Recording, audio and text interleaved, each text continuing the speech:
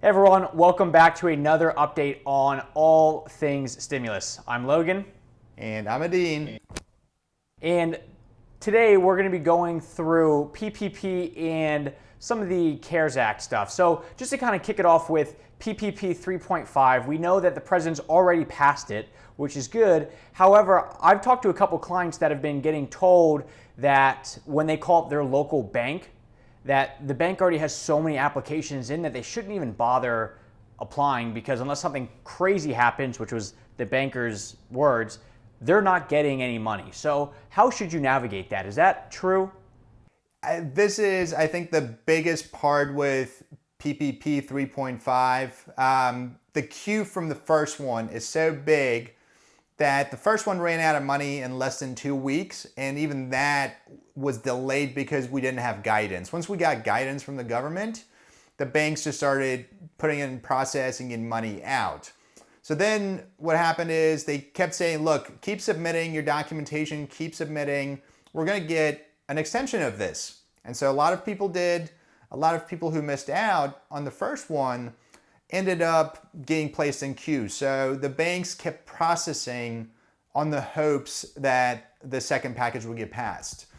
And now what you have is it got passed, and the banks have to work through, they don't have to, but they're choosing to do the right thing in terms of let's work through this backlog of applications that we already have, that we've already asked for additional supporting documentation and so forth.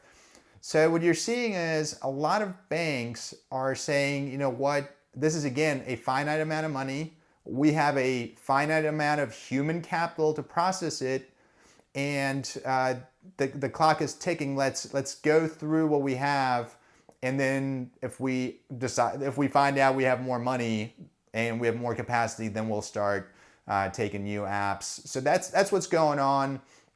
I think the second piece to your question was, what should you do if your banker tells you don't even bother? Just like anything in life and in business, you don't just roll over and call it a day. You should explore every other option that you have.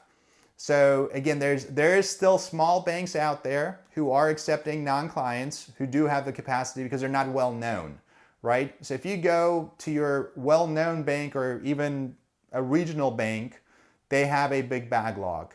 If you go and you find one that you've never heard of before, they might have some capacity. That's one. The second one is online lenders. I think we've mentioned this a number of times.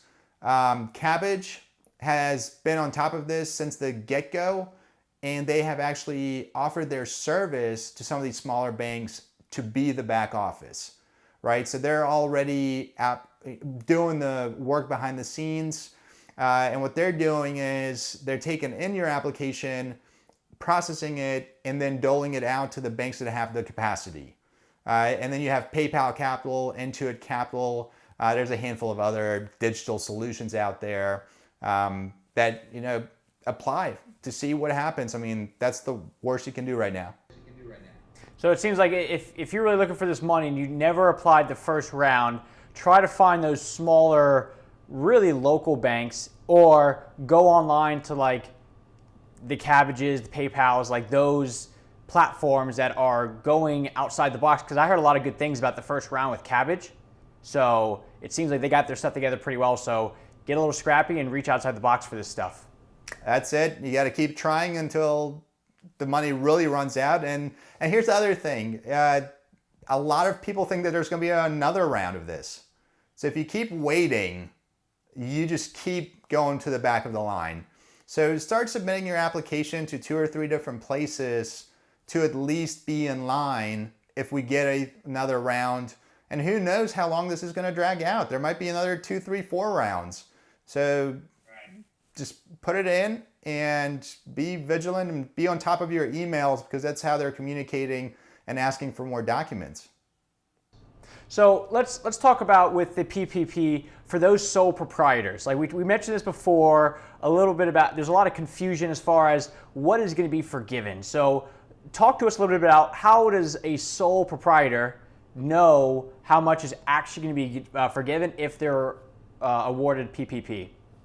Great question. So in one of the videos we mentioned that for sole proprietors, you have to have your 2019 tax return done. They need the Schedule C. And if you have employees, obviously there's a line for wages. If you don't have employees, there's also your net income from your sole proprietorship. And so they're using that number divided by 12 to get your average monthly payroll and multiplying it by 2.5 to get your loan amount, right? So what that in essence means is you're getting about 10 weeks worth of net income as a loan. Now they've released some guidance on this and said, look, to ask these sole proprietors to have a P&L or an income statement that's legit for the 8-week period after they get their loan is just too much work for everybody involved. So instead, let's make it easy. We're still going to use that 2019 Schedule C, and we're going to give you 8 weeks worth of your Schedule C income as forgiveness. So essentially, you take your net income, you can divide by 52, multiply by 8, and that's how much is going to be forgiven. And the really interesting thing with that is what it leaves you with is 2 weeks worth of PPP that's going to turn into a loan unless you hire somebody. So, okay, so just, I want to recap it and make sure that I'm hearing this correctly. So what they're doing, PPP-wise, if you are a sole proprietor, is they're taking whatever your net income was from 2019, based off your 2019 tax returns, and they were figuring out whatever your 10 weeks, on like your average 10 weeks of that net income is, and then they're giving that to you as the loan, and then instead of requiring you to use that, 8 weeks of those payments in 2020, they're just saying, look, we're not going to make you, because we know it's a crazy time right now, we're not going to make you actually go through, do all your books, get the perfect P&L to pay for everything for 2020. So we're just going to take 2019, give you 10 weeks worth, pay off or forgive 8 weeks worth, and then it's up to you to really either you're now stuck, if you want to call it stuck with 2 weeks of an actual loan, or if you hire somebody else, you're now able to pay them, which makes it forgivable as well. Absolutely right. And so there's a lot of thinking and strategy goes into that, especially if you don't have employees, or even if you have employees and they also used your net income to give you that loan, because now you have these extra 2 weeks that, again, depending on your situation, you either take the loan and it's going to be a very cheap loan at 1%, or you now get creative on how do you fill that dollar amount bucket up, whether it's bonuses for your employees, whether it's hiring a family member, or something else that may make sense for your business to get the full amount forgiven rather than just 8 out of the 10 weeks based on your net income. But either way, too, it's such a small loan amount that if you can't figure it out, it's not like you're getting just crazy taxed on it.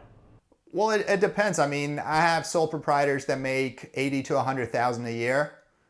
They just don't want to go to more complex paperwork in terms of incorporating and stuff like that. So those loan amounts could be pretty significant. It just kind of depends on circumstances and what you got going on. And again, we are talking about 2 weeks worth of it. So it is a smaller amount. But again, having the loan versus having it forgiven, it takes a little bit more effort to do some math and get creative. Okay. So let's talk about the 2019 tax returns, because that's a big part of what we just talked about, and then also for people actually getting their checks in the mail. So I know that the IRS, as of coming up on Monday, the 27th, they're trying to get 10,000 employees back, and the employees have to provide their own PPP or PPE equipment, and the whole goal of these employees are going to be opening up taxpayer correspondence, handling tax documents, taking taxpayer telephone calls, and doing other functions related to filing season. So what does that mean, Edin, and what does that do for everything we got going on?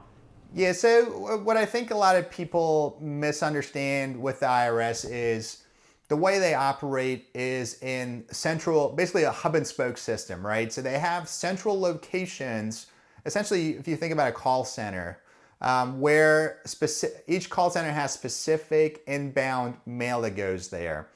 And they process it, they return correspondence, it just kind of depends on what you have going on.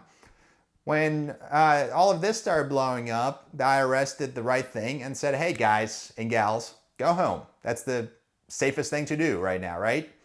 But what people don't realize on the flip side of that is a bunch of physical mail is left there, right? The Postal Service still works and they're still delivering mail, but then it just sits there because nobody can process it.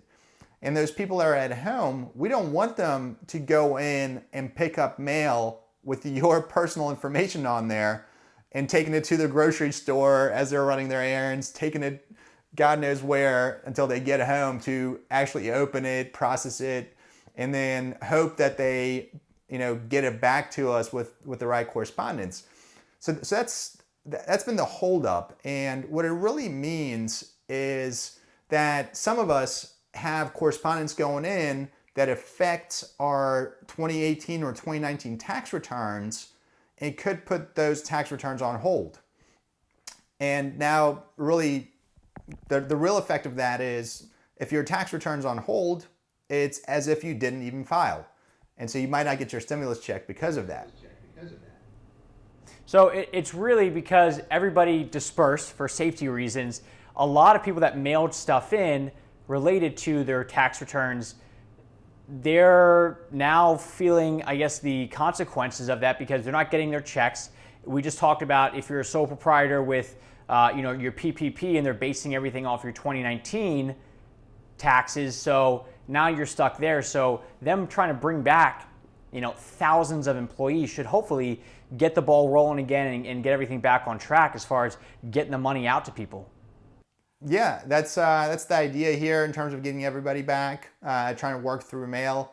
Again, 10,000 people is a lot, but we also, again, have to keep in mind they're dealing with over 300 million Americans. Now, of course, not everybody's mailing stuff in, but out of those 10,000, a portion of that specializes in business tax forms. A portion of it specializes in nonprofit tax forms. So it's not like all 10,000 are going to be dedicated to processing tax returns for the sake of stimulus checks. I got it. Okay, so it's not going to be the answer to all of our problems, but it should help. Correct. I think the update that they're doing right now is actually going to be a lot better and a lot more efficient than the fact that 10,000 people are coming back. Because again, we're talking about with the 10,000, it's the paper returns and paper correspondence. And it's a finite percentage of the population that deals with it that way. Okay. So just to kind of recap it all, PPP wise, it sounds like if you are getting told don't bother, filling out an application because we've got so many already, don't take the first no as an answer. Keep applying, keep finding other ways to get your applications in. If you're a sole proprietor, they're not going to look at what you're doing for 2020 as what you're getting forgiven. They're actually looking back at your 2019. And then last but not least is they're actually recalling a bunch of employees back to start picking up everything from any correspondence tax-wise to hopefully get the ball rolling with all these checks getting out that much easier. Yes, sir. So hopefully more money coming everybody's way. Just, again, keep looking on the website in terms of checking your status on the stimulus checks. If you got a PPP app out there, go and check the portal, whoever you're applying with. Again, you got to check and see if they're asking for additional documentation and just be on the standby to sign the documents and keep everything moving. Beautiful. Edin, thank you very much. We'll see you tomorrow. Yes, sir.